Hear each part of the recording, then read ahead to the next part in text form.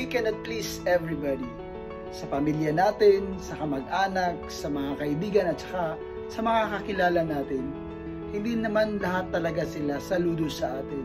Yung iba sumusuporta sa atin at yung iba ay against sa atin. Kaya bilang isang tao, iwasan natin yung mga taong nag-negathrones sa buhay natin kasi wala itong magagandang maidulot.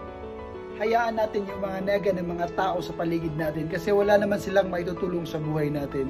Focus tayo doon sa mga taong sumusuporta at tumutulong sa atin kasi sila yung nagbibigay sa atin ng lakas, lalong-lalo na pagpangarap natin na makalabas ng bansa, lalong-lalo na sa ating mga aspiring OFW dyan sa Pilipinas. Kung ano man yung plano nyo sa buhay nyo, focus kayo sa plano nyo, focus kayo sa pag-chase ng dreams sa buhay nyo kasi importante ay may mga taong nagmamahal at sila yung magiging motivation sa pagkamit ng iyong pangarap.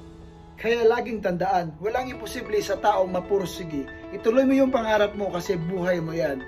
They should have to mind their own business. Kaya ituloy mo yung laban, ituloy mo yung pangarap mo para sa magandang kinabukasan na nag-aantay sa'yo. Iwasan mo yung mga negathrones na tao sa paligid mo. Focus sa goal mo sa buhay.